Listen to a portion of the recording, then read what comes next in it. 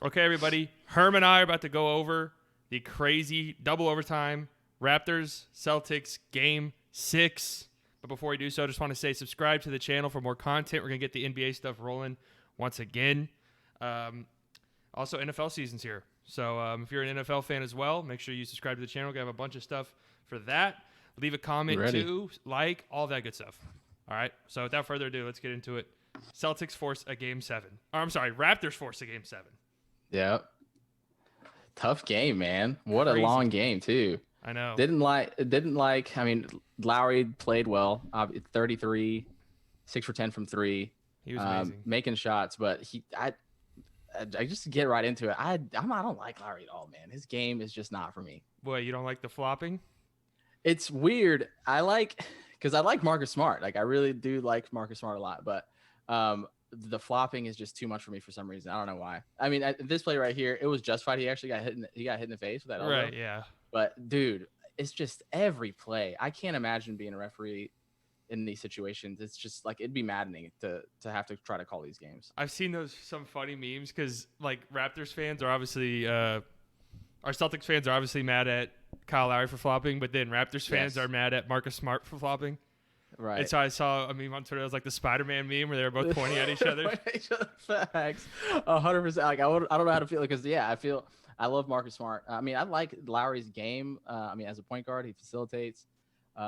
He makes tough shots, but it's just, I don't know what it is about him. His demeanor or something out there. It's just, the flopping is just way too much for me. I mean, I have shifted my opinion on Lowry because I used to hate him, honestly. Because he used to, especially around in the All-Star game, whenever he was like flopping around and stuff at the end of the game, drawing charges, which, you know, that was like what the past All-Star game was one of the most competitive All-Star games there ever was. But still, it was still like, dude, are we really flopping in the All-Star game? But this playoff series, or just these playoffs in general, dude, he's such a baller, man.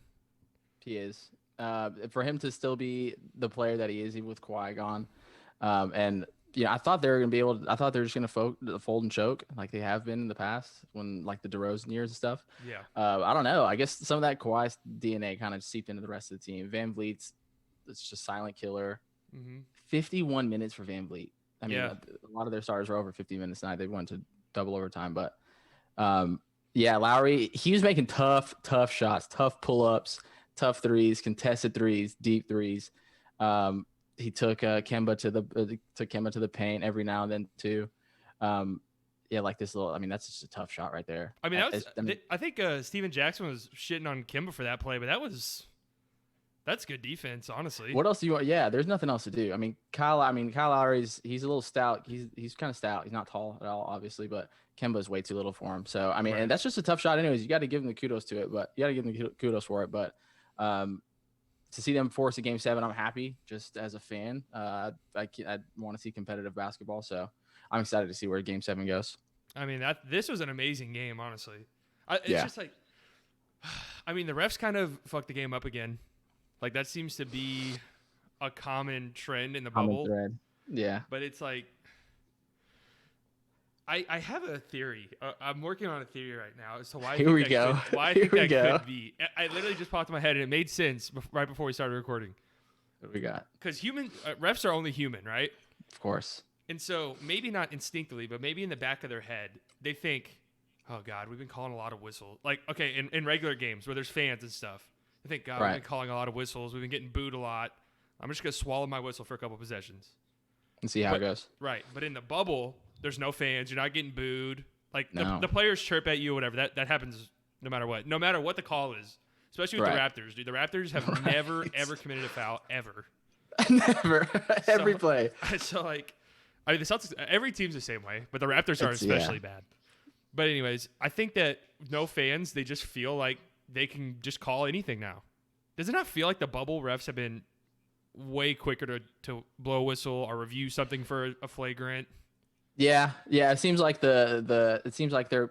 I don't know. I'd like to look at the numbers actually and see the amount of calls that's been going on for. I mean, bubble versus regular season, but if it does feel like it, it does feel like they're going to the replays like so often. So much. I actually was super late to this game, so I just recorded it, and I got to fast forward through the first like 40 minutes of the game. Yeah. In the last 8 minutes I watched live. It was so nice watching basketball, being able to fast forward through free throws, through replays, through commercials. So My long goodness, too, to replay. Yeah, and I didn't realize it too much until I was able to just watch it nonstop today. And the pace felt really good. I mean, they scored a lot. Obviously, they went to double overtime, but the pace felt good when I was able to fast forward through the replays and all that kind of stuff like that. So. But even like there was that stretch, I don't know if it was the first overtime or second overtime, where the Raptors hit like 6 shots in a row and the Celtics were just responding each time down the court. Yeah. It was like that pace was good, but then when we get in these fucking reviews that last 10 minutes, I always thought for football, I always thought if you challenge a play and you review it and it takes past a certain amount of time, that the play should just stand. That's how I always felt. Low-key. Because like if it takes 5 minutes to review a play, then there's no way there's enough definitive evidence. Right. I mean, if we're looking that hard into it, then I think we're just trying to pick at threads here. Yeah. No, sure. It's I don't know. It was a good game though. I mean, I was kind of that. I think it was the end of the first overtime. Norman Powell had like a dribble pull up at the end of that. I thought that was a little ugly. He went. Oh yeah, that was a bad shot. But I mean, it's just a bad way to. I mean, you're at the end of overtime, tied game. I'd like to set something up for Lowry or Van Vliet or something. But he was actually. I mean, he played really, really well tonight. No man, he had an amazing game. Yeah, he played awesome for that. Me and Brett were talking in there. He wanted Ibaka to come in the game because just to be something against Tice. I was literally just about to ask that if you think that Ibaka should have played more, because Tice was just there was like a stretch, like they had no answer defensively for Tice because they were going super small. I think Siakam was running the 5. Yeah, he was, and they were switching everything. So it's just they just decided to go small and decided to stick with it. I would have liked to see Ibaka in there at some point. I don't know when do you put him in though. I think this is the play that Ibaka gets pissed off on the bench. Yeah, because he's like, if I would have been in there, I'm there for that. But it's he's a big body in there. I mean, especially when Tice is killing them like that. Like when he was towards the end of the game, fourth quarter, overtime, second overtime. If he's a threat down there and he's actually making a ruckus, then I definitely think that you should at least try Ibaka in there. So. Right. They're not scared to do other things out there, though. I mean, they did like a boxing one on Kemba for the first half, and he had like 3 points in the first half. He had just a rough game. Yeah, he did. Yeah, 52 minutes, 2 for 11, man. That's tough. I mean, that's tough. Yeah. I mean, and Jalen had like 23 at half or something like that, and then only scored 10 or so the rest of the game. Yeah, I think he had 23 or I mean, he had a pretty good first half. Marcus Smart had a good first half and a good entirety of the game. Honestly, he had an amazing game. He had an awesome game, and it's weird how I feel like him and Kyle Lowry are pretty similar players. I mean, but I like Marcus Smart like exponentially more than I like Kyle Lowry. I don't know what it is about Kyle Lowry, man. I don't know. I mean, I get it. The flopping is, it's also the whining, and everyone does it. Yeah. So like being like a Mavs fan and being a Luka fan, I can't really get on to the whining. People complaining, yeah, dude. But Kyle Lowry is noticeably, he's very vocal. We'll just say that. Yeah, he definitely is, and he will stop like the middle of a play to complain to the ref, like, and to keep on complaining. Like they're on a fast break and he's still talking to the ref. Like, you think the ref's just going to stop the ball and it's going to listen to what your complaints are here? Just get back on defense, man. What are you doing? I actually think Smart's worse. The more I'm thinking about it right now, he might be, but I don't know what it is about him, dude. Maybe because Marcus Smart's a Texas boy. Maybe. And we got that Texas thing going for us, but I think it's because Lowry, like when Lowry, to me at least, when he flops, he's at least driving or there's some contact that's being initiated. I mean, a lot of the time it's just regular contact that happens on any drive or something, and he's just exaggerating it. But Marcus Smart will legitimately just flop, like with no contact created. No one even in like a 3 foot vicinity of him. It's crazy. Yeah, I've seen ghosts hit him before, so yeah. I definitely I feel you on that. Oh, how do you feel about Sorry to interrupt. No, you're good. But this right here, this has caused quite the ruckus. Let's see what we got. This turnover here by Tatum. Was this in the fourth? I think it was. Nick Nurse in the corner right there. Kind of looking like there's a guy. There's a body there. Yeah. Is that what? Oh man.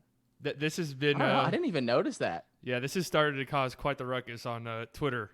Whoa. I mean, dude, he had his foot on the baseline there. I know. I don't know what the ruling is. I did see the rule. Someone posted the rules, Okay. and as long as they're not on the court, like in play on the court. But then I Right. saw people arguing that you could say the baseline is part of the court, Right. which I don't know. I don't know. It looks. I mean, he's definitely in his field of view. I mean, he chest passed it right to him. If he stayed there, I would have been a pocket pass. Just Right. pull up jump shot. It's, That was perfect. it's so obvious when you're watching this replay that Tatum thought. Yeah, he thought that was his man. Yeah, like for sure. there's no way you make a pass that bad. And he's hunched over. He looks like he's ready for the catch and shoot, bro. Like he looks like he's ready for it. Right? He looks I like don't know, he's in shooting position. I think Yeah, that's. Does Tatum look at him after or anything like that? Like, what No, are you doing? I remember. Kind of just turn around. Let me see if I have the And he kind of does. live one because that was a replay. But I think I remember because when that happened, I was like, "What the fuck was Tatum passing that ball to?" Like, where are you going with that, bro? What's happening? Because yeah, this is it right here. So it was in the fourth. So this is the live one. I think Tatum Yeah. just runs down the court. Yeah, he turns around. He's like, yeah, no. Yeah, I mean, it'd probably be something embarrassing to point out to yourself, anyways. If you're like, oh Right, man, yeah. I thought the coach was my teammate. But that's happened before, like clips where a player will pass to a player on the bench or something because they're standing up on the Right, bench. yeah. Yeah. But Yeah, so it's not crazy, but yeah, no, people are they're talking a little bit about that. well, on Jaylen the internets. Brown. Did he say something? Yeah, let me find the quote. Jaylen Oh, Brown here on we Nick go. Nurse coming on the court. This is a direct quote. Grown men should be able to control themselves, especially the coaches and coaching staff, but nothing we can do. We just got to be ready to fight. All right, a little spicy. Damn, Jaylen Brown, The grown man, if you get called a grown man, a little spicy there. that is All a little right. spicy. Oh, speaking of spicy, Okay. Yeah, can we get to that guy? Pascal Siakam has fooled a lot of Siakam. people. Bro, he fooled me. I can't front. I mean, okay, I'll be honest with you because I don't watch every single NBA game. So like during the regular season, I don't watch the Raptors unless they had like a TNT game or something. Right. So in most of the games I watched him, I just didn't see this year at least. I mean, he was good last year in the playoffs for sure. Don't get me wrong, but like Yeah. he's a really good defender. Yep. But Long. I don't see the superstar, well not superstar, but star level player that Raptors fans say that he is and stuff. Yeah. And I always thought that it was because anytime I watched him, it'd be on TNT, so they'd be playing like a good team. So I thought just be a good defender. But Right. God, he just does not have it sometimes.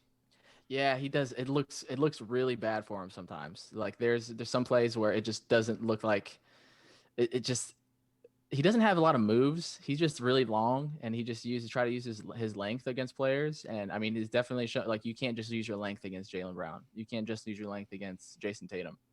I don't know. He definitely shot terrible from the field today. A lot of people will say that he's put up good numbers against even last year when Kawhi was even sitting too. He was still putting up good numbers. I'm more of in the camp of like he wasn't getting the best defender every night, obviously when Kawhi's out there with him. So I don't know, man. I was definitely fooled though. I thought that he was like, I remember in the beginning of the year, I thought he was like a top 5 MVP candidate. Like he was. Well, he had an amazing start. Yeah, he did. So he actually did play well in the beginning, but yeah, he's definitely having a lot of trouble against these long defenders that Boston has. I mean, and Tatum and Brown are really good defenders too. So it's not like he's Right. going up against garbage, but still, Right. he struggled a little bit against the Nets too. Mm-hmm. Like, I just don't see it. I don't see it. I'm with you. But who knows? He'll probably go out and have a great Game 7 now. Well, who do you have in this game? In Game 7? I don't know. I really thought the Celtics just looked all series. I thought they looked like the better team. Yeah, I felt like that too. But even in the games that they lost. right, yeah. But I don't know about a game. In Game 7, anything can happen. Yeah, 100%. The Raptors look like they are not taking a loss. No, yeah, they're playing with some dog in them for sure. And I mean, that's where I do give credit to Lowry. I know I've been ripping on him in this pod, but I mean, you got to give him credit. The dude, he's a dog. He's never going to quit. And it seems like the rest of the team has that same sort of fight in them too. Other than Siakam, I've seen him smiling on big possessions before. I'm just like, my man, a little too playful out here. Yeah. Anunoby is like stone faced at all times. I really like OG Anunoby. I like him too.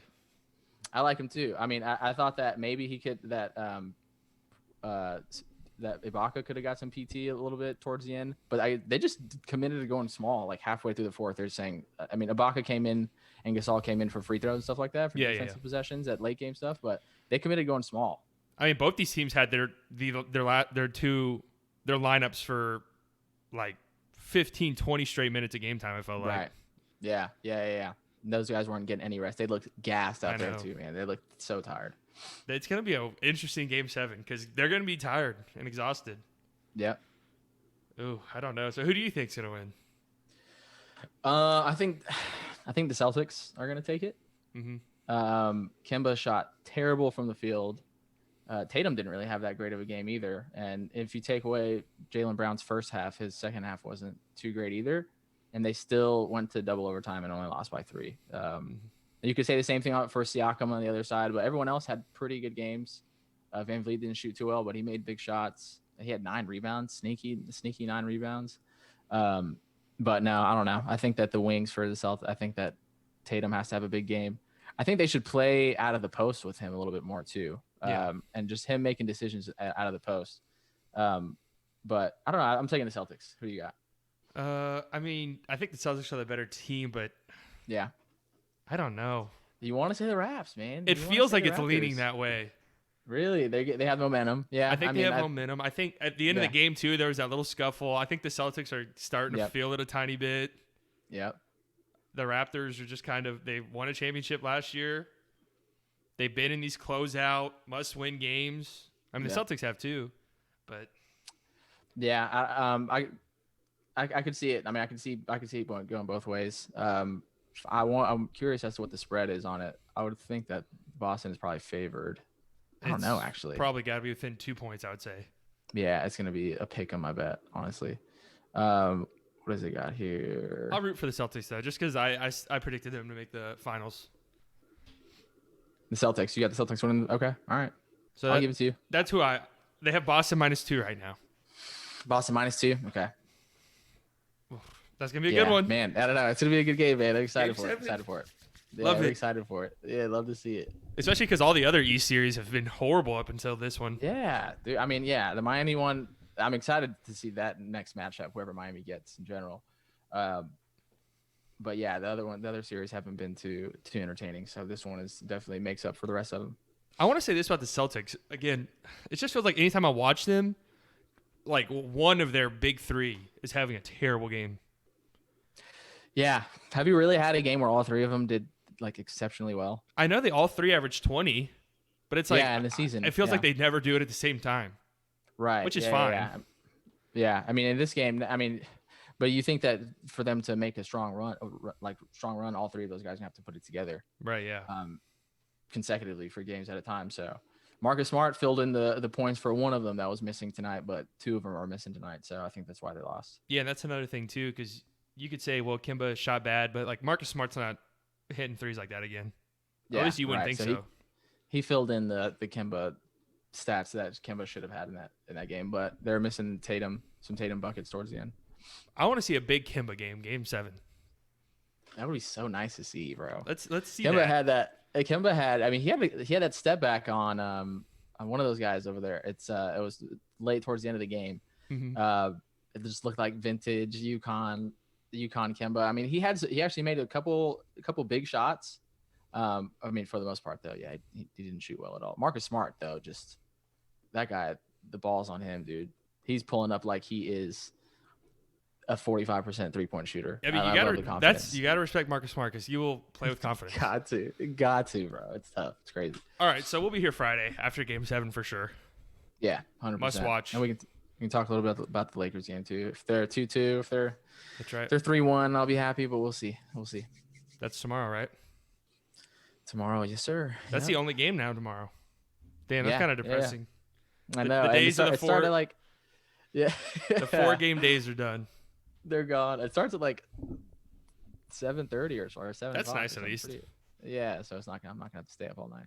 All right, like, subscribe, all that stuff. Peace.